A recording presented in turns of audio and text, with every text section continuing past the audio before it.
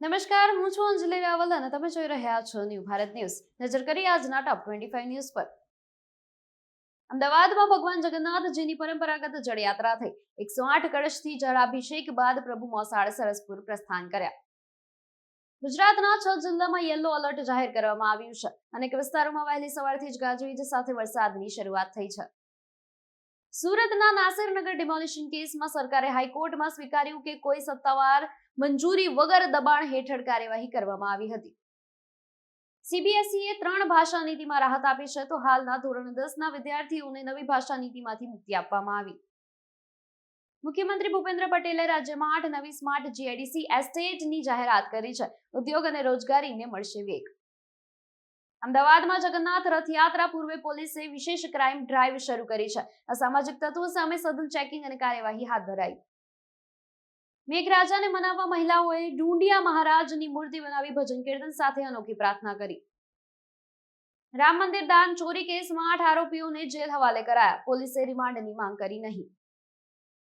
8મા પગાર પંચમાં fitment factor 2.57 જ રહેવાની શક્યતા છે. મોટા પગાર વધારાની આશા પર ઠંડુ પાણી. મુંબઈમાં ભારે વરસાદથી અંધેરી સબવે પાણીમાં ગરકાવ થતા વાહન વ્યવહાર માટે બંધ કરાયો.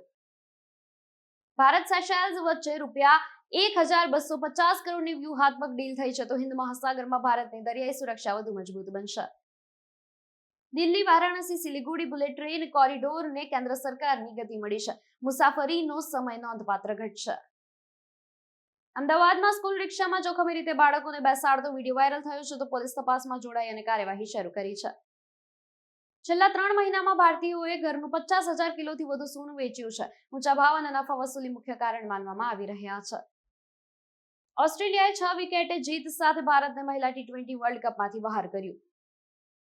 સોના ચાંદીના ભાવમાં આજે ફરી ઘટાડો નોંધાયો છે, ત્યારે MCX પર કિંમતી ધાતુઓ નરમાઈ સાથે ટ્રેડ થઈ રહ્યા છે.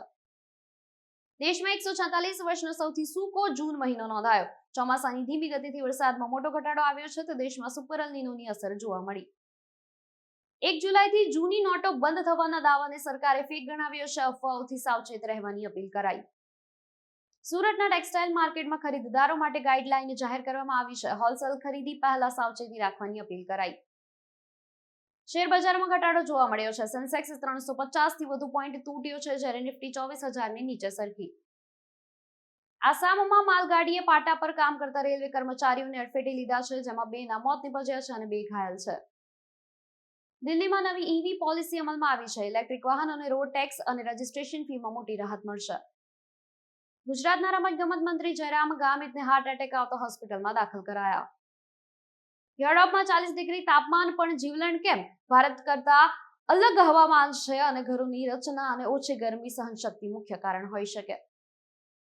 અમદાવાદ પ્લાઝમા રેકેટમાં 1140 યુનિટ પ્લાઝમાની તપાસમાં ગંભીર ગેરરીતિઓ સામે આવી.